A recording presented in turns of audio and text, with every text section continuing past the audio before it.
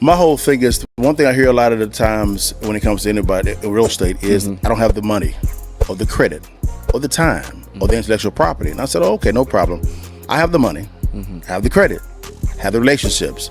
I'll teach you how to locate a good deal, right? Buy below wholesale. I love that. And once I teach you that, right, I'll bring me the deal. I help you underwrite the deal, which is fine. I'll even fund the transaction for you as well. So there's no excuses on the table at all. That's why we call that the cash flow club, period. So what happens is, people always ask me all the time, Dale, can you train me? Well, I don't have the time to do that. But what if I set up a platform for it to where you get on-demand training? Anytime you want to, because the training you may need may be after you get off work, early in the morning, during the day. You just log into your account and get the same training as if I'm sitting there one-on-one. We're talking about our attorneys, our general contractors, our appraisers, as well as me, talking about how to structure your business, how to put together what they call a power team. A power team is very important. How to put a deal together, right, and buy it at the right price point. How to market. That's one technique that people don't understand. That you can actually get a list of properties that from your city for free. Whoa. So walk me through that. Like, you can physically get buildings or homes or properties available for free? Yeah, I'll send you guys the bill in the mail. It's real simple. What you can do is you can actually call down to your city and ask for the violations division. What happens is you say, hey, I want to see what homes in our city actually have violations. What are violations? High grass, no paint, vacant. You have boards on there. Those are actually violations that the city, or citation that the city has actually levied against that property. They'll give you that list for free. It may be a little bit of a fee, maybe $100. Sure. But it is what it is. Then what you do is you actually you can contact those sellers of those properties one-on-one.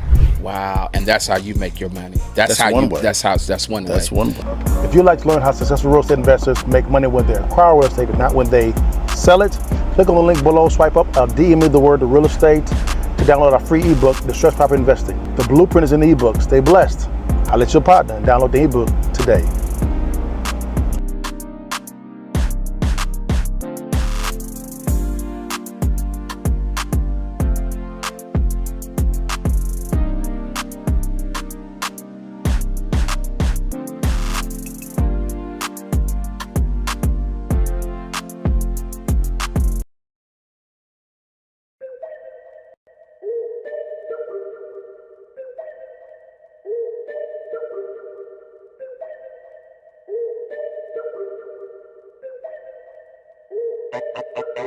Okay. Sir, there's a GC right there, Cliff. Go. It's piers. They got concrete piers and wood piers. Yes, sir. Checklist. Check out the checklist. We got it for everything we need. Yes, sir. All right, you forget some things sometimes. So this is going to outline, make sure you hit every single thing. What's the foundation, plumbing, electric, painting, flooring, everything. So you don't miss anything. Okay. You want to make sure you get all your checks. Okay.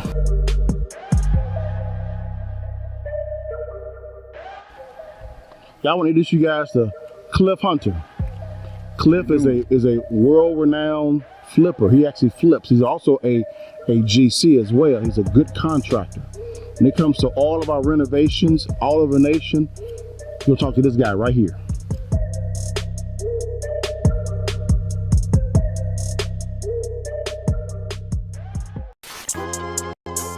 Yeah, into the tux and I ordered a mink. Stood in the mirror like mama, I made it. Proceeded to brush in the teeth in the sink. Caught me a grill and I'm so melanated. I polished the chain, I ain't gold in the link. And I got me a baby who gave me some babies. I'm raising a lady and building a king. Too cold. You too busy running with another man lane, I guess. Yeah, too bold. I be running, I ain't got to ride on the wave when the ocean is his. Close with the kid with a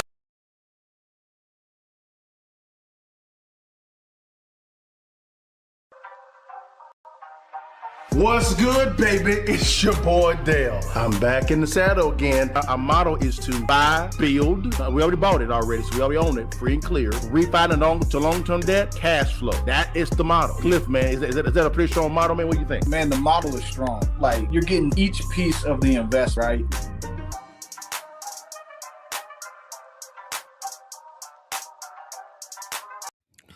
What it do, y'all? It's your partner Dale back in the saddle again for another edition of the Investor's Edge, formerly known as Real Estate Friday Live. It's gonna be your partner today, man. Cliff is at a wedding, man. He's in wedding season, man. He getting in with some family and friends, guys. It was really good, man. Be praying for him, man. That he's turning up really good, man. If you could, guys, do us a quick favor, like, share, and subscribe, guys. And if there's a little bit of a bell on the platform that you send your partner on, do me a quick favor, guys, and if you could do me a quick favor and click on that bell. We kind of go from there. One sec here, guys.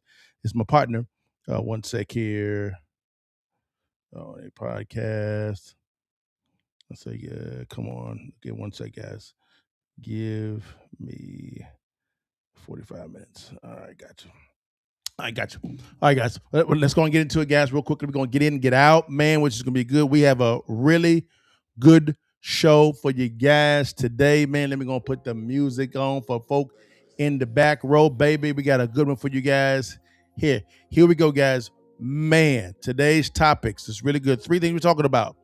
Man, Fannie Mae warns of mass bankruptcies. Get this, in the apartment complex arena. What you say, Chuck? Yes, sir. Number 2, Zillow says there's a housing U-turn and it's not for the good. Okay. Oh my God. And number 3, we're gonna talk about traditional financing versus creative financing.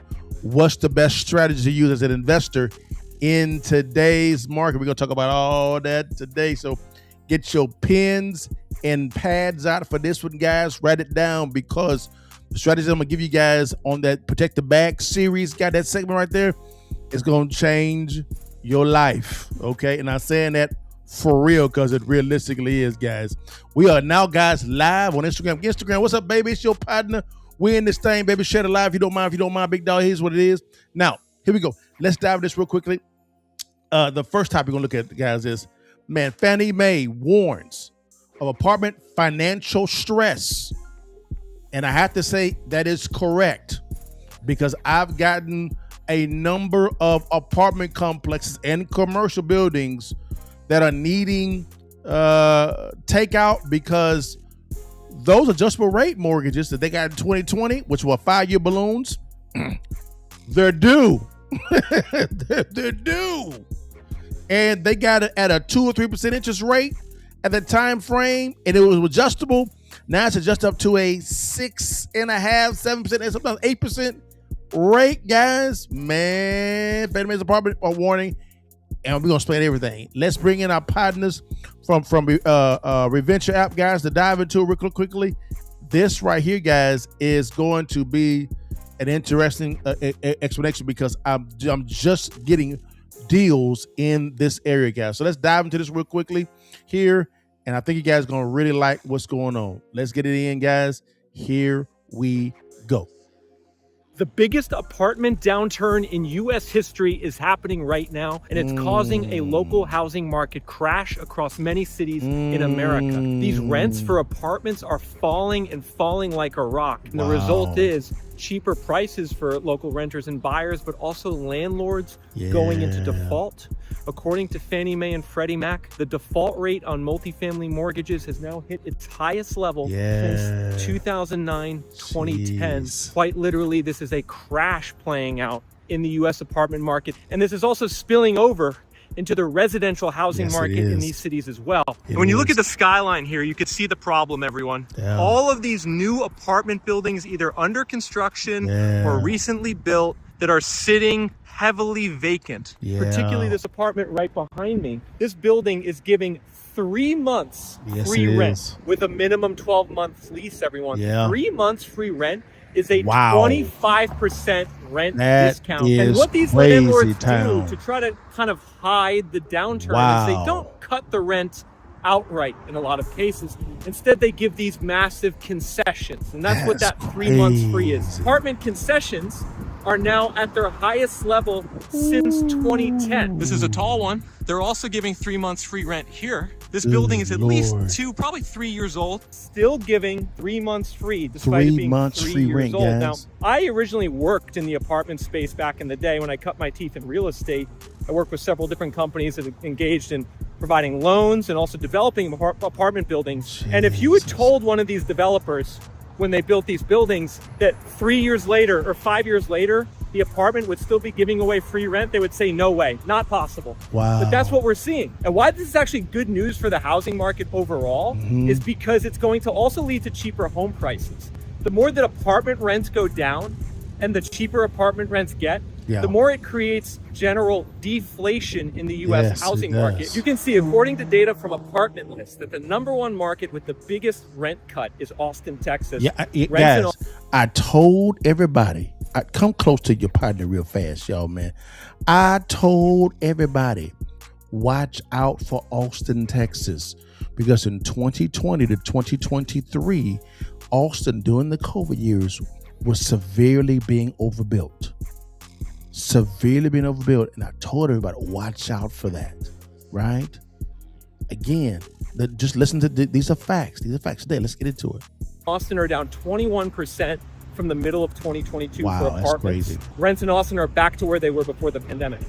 Other markets with huge apartment rent cuts include Fort Myers, Colorado Springs, Northport, Sarasota, Florida, Phoenix, Arizona, San Antonio, Texas, Lakeland, Florida, Raleigh, North Carolina, Denver, Colorado, Orlando, Florida, and Atlanta, Georgia. In all these markets, rents are down double digits on asking rent. You can see also markets like Nashville, Charlotte, and Dallas are down close to 10% on rent.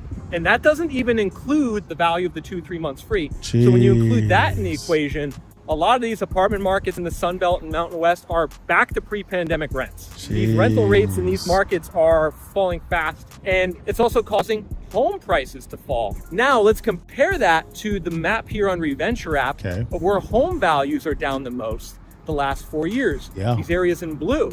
You can see it's largely aligned with the areas where rents are down the most. In Austin, rents are down 21%. Home values are down 26%. In Cape Coral, Fort Myers, rents are down 18%. Home values are down close to 18%. And by and large, almost every market with declining apartment rents has declining home values, and vice versa. What a lot of people are missing in this story is that they think it's just supply related.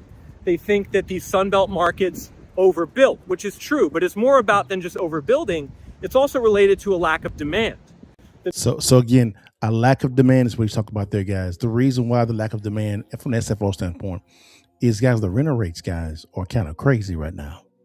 And that's pros and cons for that, because in some areas it costs less for you to lease versus buy right now, because the rates are 6.25, 6.5 with A paper. We're talking about 720 plus credit score. That's what's going on here. That's what's really going on here, guys. Literally, what's going on? It's crazy what's going on. It's crazy what's going on, guys. But again, don't panic. Don't panic. This is the apartment complexes. Now, bring me a little closer real fast, guys. Let me go a little bit deeper in this real fast. Guys, I'm as of this week, I've probably gotten four apartment complexes in 2 different states. I believe that I'm looking at right now. And I can probably get them for some type of discount of some sort. Because during the COVID years, a lot of these investors got adjustable rate mortgages at a low interest rate because they were promised by their realtors or somebody saying you can refinance out later. The rates will go down. And that was a bad decision. It was bad, guys. It really was. Now what's happening is you're having a lot of investors are looking to get out because their 5-year balloon or even 7-year balloon is about due. And for me, I smell opportunity. Make sense, guys? So do not panic. Just think about how can I capitalize on this opportunity, guys? And I'm trying to tell you, the best way to do that, guys, is very simple. Is if you have the cash or the credit score, which will give you access to the cash, or if you lack the counsel, joint venture partnerships are great during this time frame. Okay, I'm looking at doing a couple of them right now on some deals. right? All right. So again, let's go back here. This is Fannie Mae and Freddie Mac, guys. There they go, guys. Now, let's go to our next topic real quickly, guys. So I'm going to get in and I'm going to get out. I'm going to get in and get out. The next topic, guys, is this here. Let's go over to the SFR, single family residences, guys. Zillow, I'm not a big fan of Zillow, but it is what it is. Housing U-turn, why some housing markets are correcting faster, guys. All right. That is a fact. That's happening right now. So let's bring in guys from Reventure App again. These guys are great. This gentleman is great at this information. Follow this young man because what he's talking about is spot on. Sometimes I don't get with him all the time, but most of the time he's spot on. All right, guys, let's get into it. Here we go. Let's get it. The summer 2026 housing market is over before it even started. New data is showing that home tours are dropping off a cliff, and now I'm finding sellers selling houses at $150,000 to $200,000 losses. They all told you that this was impossible. They all told you that the housing market wouldn't go down, it would go up. Folks, we're seeing this downturn get even worse now in the middle of 2026, and I want to point you to some data to prove that from a company called Showing Time. They're owned by Zillow, and they basically are a software that realtors use to book home tours. You could see in the last month and a half, the home tours are plummeting. They're down by almost a relative 35 to 40%, and you could see way below where they were last year. Fewer people. This information is accurate, guys, because of the fact that he's getting directly from MLS. He's let you know from Zillow, from Showing Time. It's what realtors use to schedule tours so that they don't have to be there all the time. Very effective software, which is pretty good to leverage time. But this information is spot on, guys. Spot on. Write it down. Let's get it in. Booking tours to see houses means fewer home sales in the future. Additionally, data on Google Trends is showing fewer people are now searching for homes for sale, and this is all adding up to even more lackluster demand in the housing market. But what's shocking me, everyone, is just how big some of the price cuts I am seeing on the market today are getting. You know, maybe 6 months ago, 12 months ago, I was showing you houses that people were selling at $20,000 losses, $30,000 losses. Now I'm finding houses that people are selling at six-figure losses, as much as a 40% decline. Because folks, here we go, take a look at this. This house is now on the market for $190,000. Wow. It's a 3-bed, 2-bath, 1,400 square feet. You can see it was recently flipped. The pictures on the inside actually look pretty nice. Well, a couple years ago, this house sold for $330,000. So that's a $140,000 loss. And you look at the Zillow value estimate, minus 48%. In 2 years. And why I'm showing you examples like this, everyone, is to show you the proof, number one, that the housing market is declining. Some people out there try to tell you there is no downturn and that prices aren't dropping.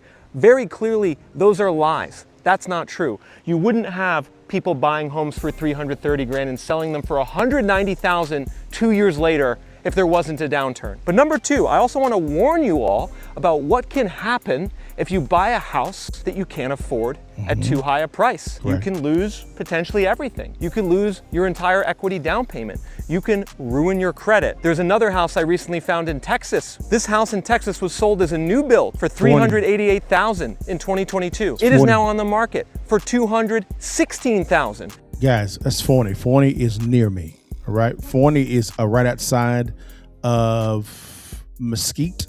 You have like Mesquite, Seagoville's over there, Forney, and really Seagoville and Forney kind of explode a little bit. So as you can see, this new construction transaction, what's going on, guys, is it is selling for a discount. I told everybody this was coming. We're not done. Let's get into it. In 2026, that's a 43% decline, a $170,000 drop. So we have here in Atlanta, 48% drop, and then east of Dallas, we have a 43% drop. So again, those are cats. So again, guys, as you can see from a single family residence standpoint, as well as from a new construction standpoint, right, the existing one, there is a lot of issues going on right now within the marketplace, right, that has to be ironed out. And if you're a retail buyer, this is a buyer's market. I mean, new construction individuals, they're throwing money out there because, guys, the rates are going up. Let me say it again for the folk in the back row. The rates are going up because the government over the years, this includes Republican ones as well, they have just printed money like drunken sailors. When you print money, right, you have too much currency flowing to too few goods. That's the definition of inflation. Make sense, guys? I hope it does, guys. I hope it does. All right, guys. Now, let's go to our last topic, guys. As you know, guys, I'm a person. I love giving some game, guys, that can help you out in today's market, guys. And so this is our Protect the Bag segment, guys. Here we go. Network hustle.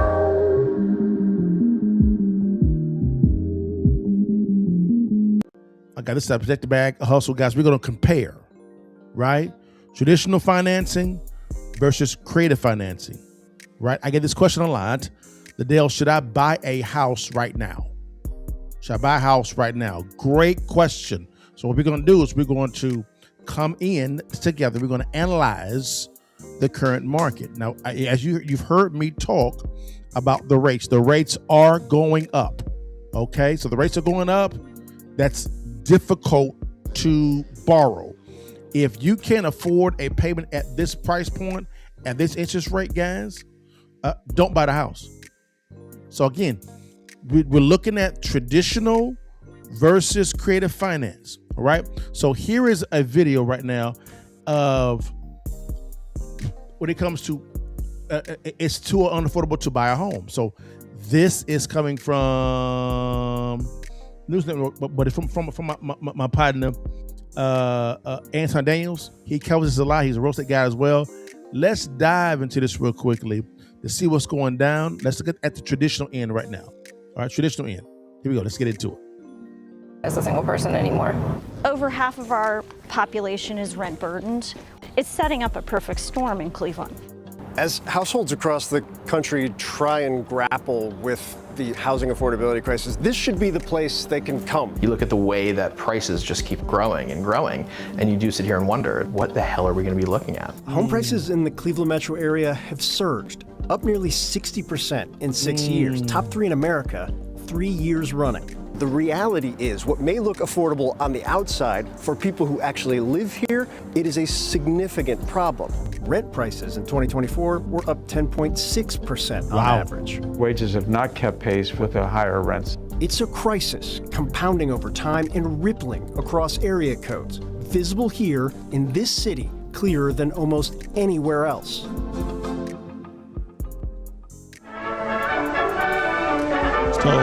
So again, guys, this is just talking about how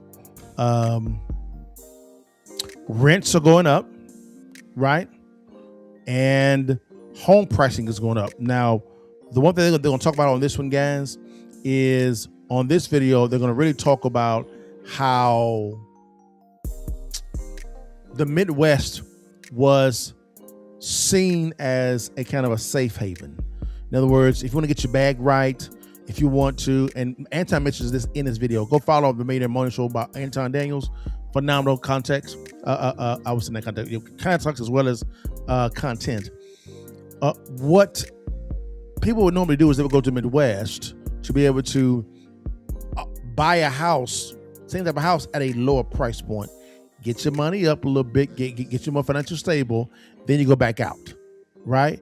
What's happening is you should begin to see, even in the Midwest, you begin to see how price points are still rising in those areas. I'm talking about the Nashville's, Memphis. I don't know why in Memphis, God, because Memphis is a train wreck. I would say, of course, Cleveland, but Cleveland's kind of questionable too. But there's areas in Jackson, Mississippi, Starkville, Mississippi. There's other areas you can buy into, but even those areas is going up. So people are either swallowing the pill and say, you know what, I'm going to buy the property, maybe a smaller property, because I got to take on a higher interest rate with the potential in the next 3 to 5 years, refinance to a lower term note, right? Then you can lease that property out, right? Gotcha. And then what happens is when you lease a property, you go out and buy something new. All right, that's really kind of the play that people are looking at right now. But as you can see in the traditional arena, higher rents, higher rates, which means stagnated market. This is the reason why it's a buyer's market. If you're looking to buy new construction, guys, they are throwing money at you. I said this before, I'm saying it again. My aunt, a couple months ago, bought a property, new construction, H-Time. Right? I mean, it's Houston, guys. And they got in that boy for 100% financing, y'all. New construct. I mean, a killer deal. Killer deal. Blessed. So again, and they can afford the payment. They can afford it. Right? That's what they can do. It's called wise. Now, let's dive into. Now we kind of see what's going on with the traditional, which means higher rent rates, higher interest rates, which makes it difficult for people to buy, money to flow throughout the market, which means it could lead to a stagnated market. That's normal. Now, let's bring in the creative side, because now we're going to compare. All right, this is who I consider, guys. I'm pretty good, but this guy, in my opinion, is the GOAT when it comes to creative financing. I have never met anyone better than this cat, man. I said it humbly. This cat is Pace Morby. He is on one of my favorite guys' shows, Eric Worre show. Watch what he says about creative financing. Right, all Pace does is Pace does not use bank financing to buy homes. He buys every property creative financing. Notice how many units he owns. Okay, let's get to it. Here we go. I haven't dealt with a bank one time on any Not one time. 7,000 properties. I have done 7,000 transactions. I have 2,000 doors in my portfolio. That right there. 7,000 transactions. That's a lot. I've done a lot. Not that much. Okay, full transparency, right? I've done a lot, not that much. 7,000 transactions, 2,000 units or doors. No bank financing. He didn't pay cash for them. Nope, not at all. Let's keep going. The other 5,000 transactions, a lot of times I will find a deal where I'm taking over somebody's mortgage. They go, I don't want this house anymore. And I'll assign it to one of my students for 10 grand and I'll take a $10,000 finder's fee. Right. So yeah, never used a bank, never walked into a bank, never applied for a loan. Right now, we have a deal where we're refinancing a deal that we bought on seller finance 5 years ago. And the seller asked us, hey, I'll give you a 5-year balloon. I want you to refinance me in 5 years. Mm-hmm. I go to the bank to refi, and the bank is like, you don't have any loans in your name. You need a cosigner. Somebody with $500 million in real estate in their name, and 350 million of that is debt. I cannot go get a loan right now from a traditional institution because I don't have the track history to go get a loan. That's hilarious. It's crazy. I haven't dealt with a bank. Did you hear that? Did you hear that? $500 million in real estate he owns, which has $350 million in debt. Not hitting, and the debt is not in his name. Didn't have to go to a bank to borrow the cash to go buy. Not at all. Done 7,000 transactions, and 2,000 he actually owns, and there he is. And all you heard, he can't get a traditional mortgage, and that's fine. I don't want that at all. The question you should be asking is, how the hell did this cat get 2,000 doors? Glad you asked, guys. Let's go back to my man Pace Morby, them guys real fast. Man, Pace them real fast. This is him again, and he's on the show with another one of the GOATs, Grant Cardone, right? I called him Uncle G, baby, Uncle G. He is on Grant's show, and Grant, who owns $5 billion plus in apartment complex assets, right? Paying him millions upon millions of dollars. Grant did not know what credit financing was. Grant is a very sophisticated investor. So is Pace. Me too. But Grant had no clue what creative financing was. None. I watched the entire show. Let's see. Let's get into it. Here we go. Beachfront property in Hawaii. Yeah. Took over a 2% mortgage. No credit check. No credentials. Nobody asked for my tax returns. Nobody looks for my bank statements. No, nothing. Literally nothing is being asked of me. Nothing. Okay? All I'm doing is and there's two sweet spots to get these deals. Foreclosures and expired listings. Yes. Okay, how many expired listings are happening right now where sellers are going to agents and going to sell my house? Yeah. And the buyer can't buy the house get there. Yeah. because they're getting 8% interest. Yeah. So what happens is after 6 months of the agent not being able to sell, my team calls and goes, "Hey, can we just take over the payments on this house?" Yeah. Then why wait? Why wait until then? Why wait till it's? I mean, you got plenty of room to keep the broker in. Man, we could talk about this for hours. This is great. Yeah. I want to figure out how to do 300 or 400 of these deals. I'll show you how to do this. This is easy. I can do these deals endless. Imagine never having to get a credit check. Imagine never having to go to a bank. Imagine never having to worry about credentials or any of that stuff. Bro. Again, guys, this is real. How do I know it's real? Full disclosure, guys. At one point, guys, I was known as the subject to creative financing king of Dallas. Yo, partner. People were using all my contracts and my agreements. And they talk bad about me behind my back while using my agreements.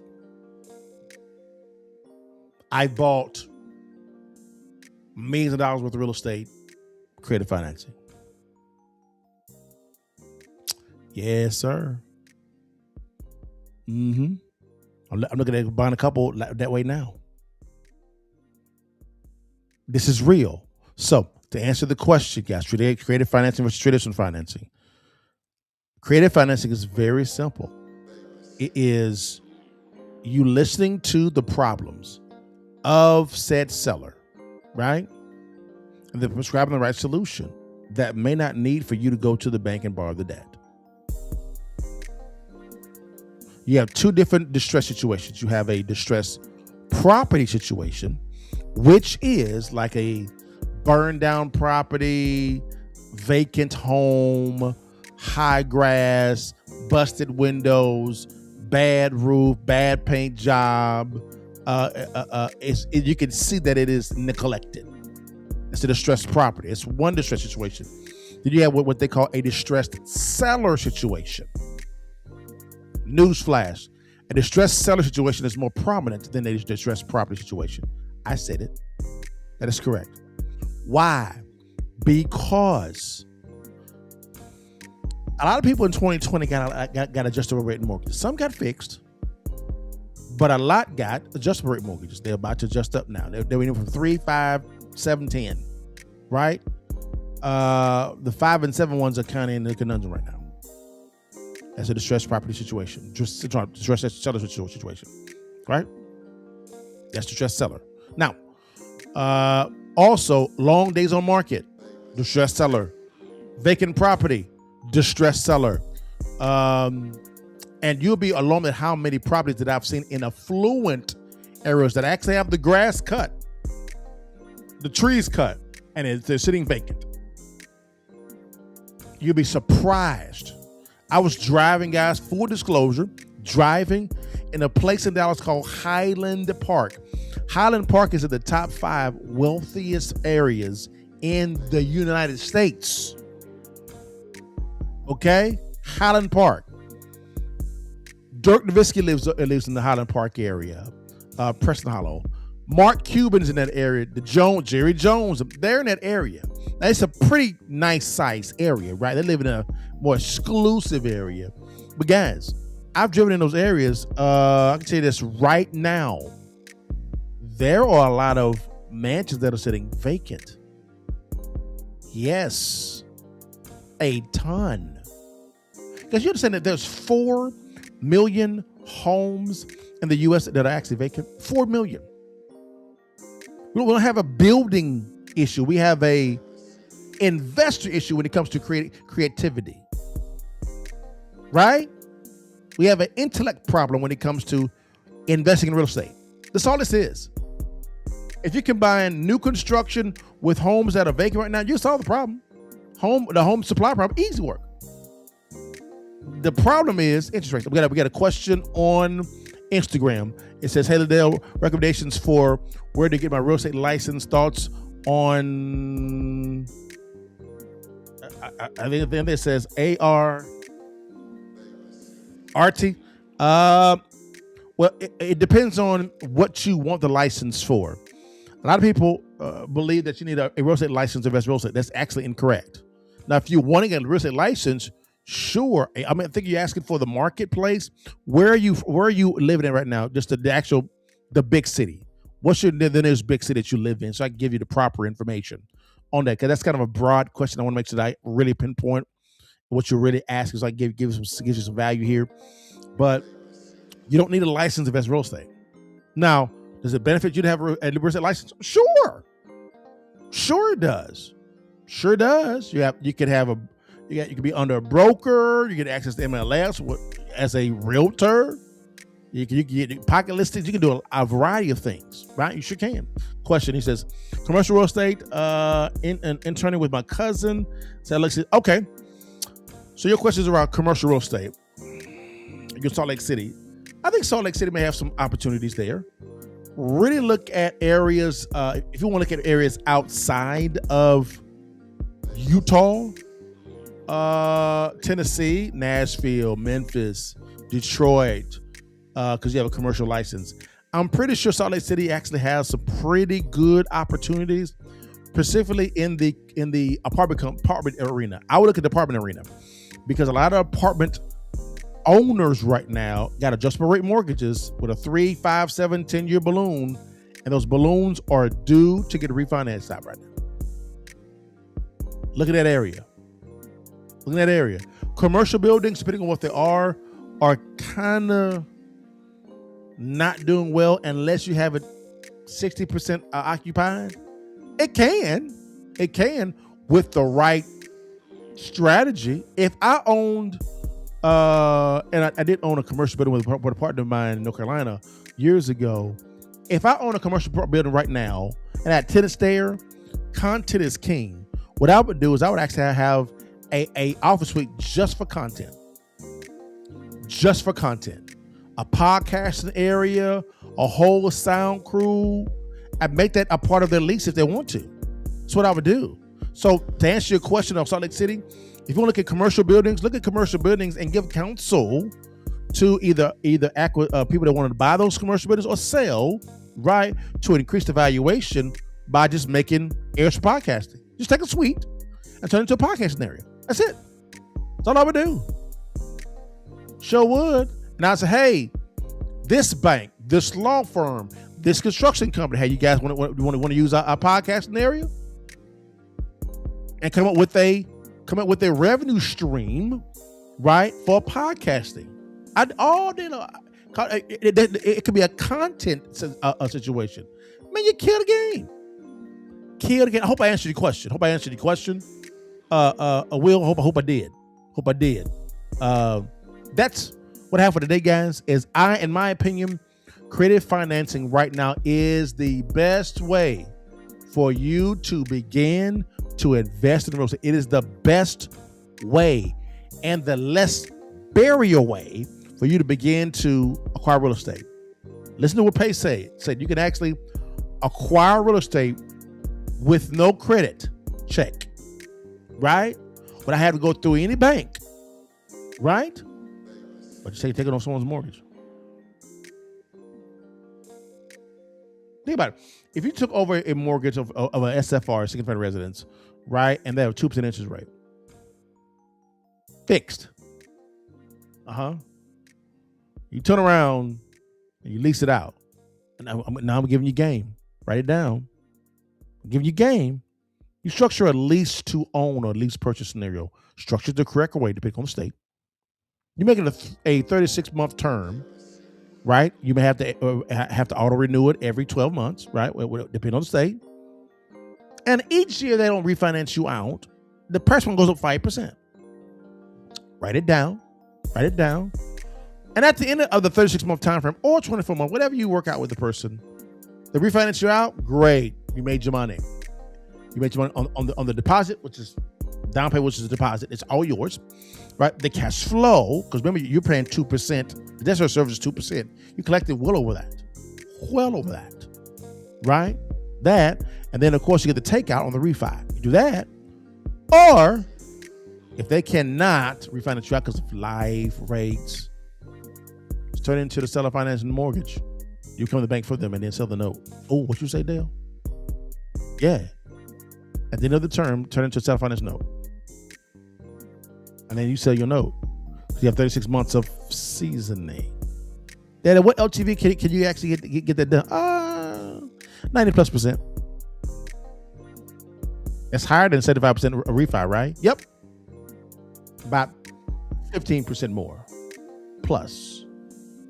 You just reinverted a flip, but made significant more money on the cash flow and the active income.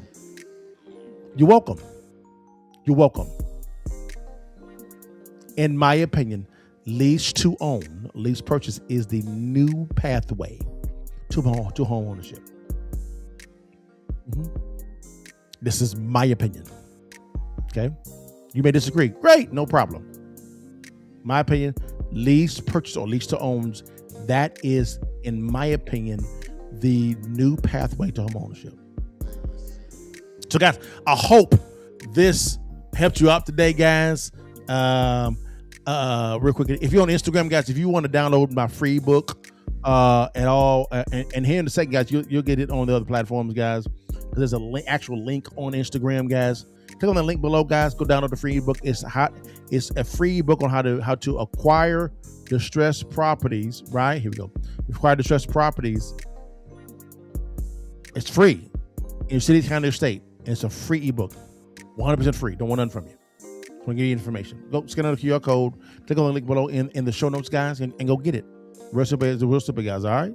Well, guys, man, thank you so much for your time. I hope I added some value to you guys. Oh, real quick before we get off, we are about to launch, guys, our Accountable Podcast interview series. I'm calling it the Whiteboard Series, right?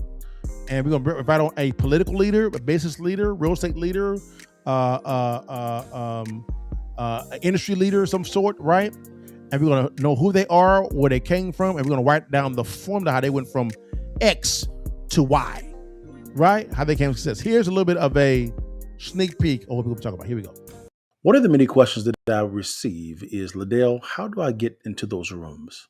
Well, this interview series is just for you. So welcome to the room.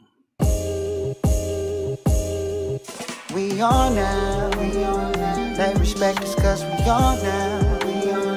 Money up, run the whole town, don't we? This our money can't slow down. Money won't slow down.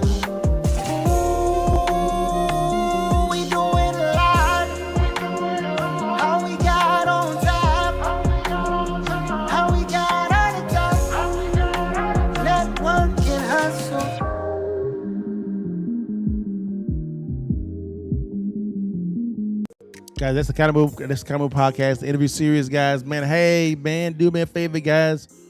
Go and do me a favor, guys. And that's going to be really, really, really fun, guys. It realistically is. So that's all I have for today, guys. Oh, and one last thing, guys. If you are needing real estate, as far as when it comes to appraisal counsel, guys, hey, guys, Cliff Hunter is a licensed appraiser, commercial and residential. Guys, to actually have someone that can do that, guys, it's something, guys, that's not known to have access to an appraiser. If you want to counsel on appraising at all, go to hunterappraisal.com. Get into it right there, guys. All right, guys. But guys, I got to go. Have a great weekend, man. Go love on your boo and your family, man. Go kick it in real fast, man. Hey, and go get that back. We know how to leave it each and every time, guys. Before you leave, you see that thing? Take that picture for your mama and them. and holla at your partner. God bless you guys. See you guys next Thursday on the Kind of Move podcast. All right, y'all. Peace. What's good, guys? It's your partner Dale here, man. Hey, I always say that when it comes to real estate, I think this is the best time. The next 3 to 5 years is the best time, in my opinion, to begin to invest in real estate. Whether you are a seasoned investor or a novice investor, this is the best time, in my opinion, to invest in real estate. Now, why would I say that? It's very simple. Whenever there is some stagnation within the real estate industry, that's the best time to get deals, right? Deals are what attract the capital, right? A good deal will always attract good capital. Now, what's a good deal? Well, I like buying distressed properties below wholesale. The skill to buying right is learning how to locate distressed properties in your city, county, or state. Now, the good thing about it is we are giving away a free ebook called Distressed Property Investing. We talk about different ways of locating distressed properties in your city, county, state, what to look for, who to call, things of that nature. It is free. Once you master this type of skill of locating distressed properties, you'll never be broke ever again, because good deals attract the right capital. All right, guys? So to get the free ebook, click on the link below, scan on the QR code here on the screen, or you can DM us the word real estate and my team will get you out this free ebook. Again, it's completely free. Just want to get you this information so you can begin to get the bag while buying real estate. Stay blessed and holla at you. Bill Gates once said, banking is necessary, banks are not. To what extent could AI or fintech replace traditional banks? I think, first of all, I remember him saying banks are dinosaurs. I spoke to him about it in 1997, and he was dead wrong. He'd probably agree to that. But he's not wrong. The technology changes everything. And if anyone is complacent or arrogant or think that because you have a big position today, you can have a big position tomorrow, that's a mistake. But then you have to define, what is banking? Someone's going to have to hold the money. Someone's going to have to move the money. Someone's going to have to raise the money. Someone's going to have to do research, around money. Those services will still be around.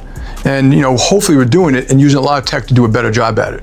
But I've always thought it's very possible that some tech thing, disintermediates a piece of that. And I've been writing about, big tech going to our business. We got fintech, but we also have big tech, and they will embed payment systems in there. I'm not against that. I would be against unfair use of their position to dominate us in a business. That was the chairman and CEO of JP Morgan Chase, Jamie Dimon, talking about how banking is changing, and it's kind of a small threat to the brick and mortar banks. Banking is becoming digital, and you can see how he is responding. Now, it's kind of like the banking industry is deregulating. That term is not new. It's very common. Now, whenever there's a deregulation or a change in something, opportunity actually happens. I'll give you an example. The average American swipes their debit or credit card or uses their phone 30 times a month. Now, what if you actually making a nickel per swipe as the average American goes about their day? Now multiply that total times 10 people, 20, 100, 1,000 people. You're getting paid per swipe. That's just one banking service. This is called banking as a service. And it's taking up a lot of steam. It's becoming very popular. If you want more information about digital banking or banking as a service and how you can potentially benefit from this type of deregulation, click on the link below or comment the word banking and I'll see you the information. You are one decision away from changing the entire trajectory of your life. Stay blessed and holla at your partner. Okay, so you did fixes and flips first, or were they? Now it sounds like you're more buying whole. Okay, so you're wholesaling first. Okay, because I was broke. I had no credit, I had no money, so I had to get some money coming in. So I learned how to do wholesale. And you were doing wholesaling at the good time too. 2000. When it wasn't so saturated. There was. I kind of saw the debacle coming. Okay, it didn't make any sense. I was like, wait a minute, how can you lend out to retail buyers 99.7%? Yeah, just a little bit of a down tick. It's insolvent. And you got to remember, in some states, because I lived in Florida at the time, you could have loan to value above 100% of your property. Right. The first property that I bought, it was 110%. We left the bank with like $30,000. Yes. Yeah. Yes. It was amazing to me. I was like, why am I not doing this all the time? But then clearly 08, 09 let me know why people shouldn't have been doing that all the time. 08, 09, that's why I made that lion's share of my money. Wow, Okay. Actually running from the cows, I was running to it. Of course. Because I saw it was coming. Okay. A lot of my business colleagues back then were buying flippers. Yeah. I didn't think it was wise for me to share 50% of my profit with Uncle Sam. He didn't do no work. Okay. So why would I give him free money? Of course. Okay, how can I make sure I'm still legal, but keep the lion's share of the cash flow? Of course. So I began studying the tax code with my accountants and CPAs, and I said, okay, I'm going to buy a whole lot of properties. Now watch this. I actually buy a lot of properties. I take home money when I actually acquire it.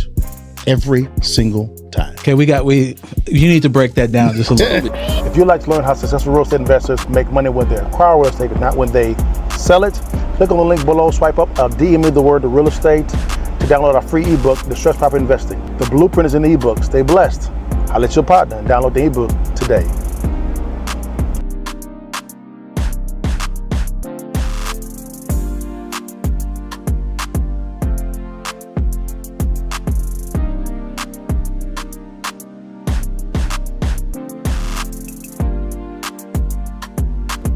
Bless God, give thanks. Bless God, give thanks. Bless God, give thanks. Bless God, give thanks. Big God, big grace.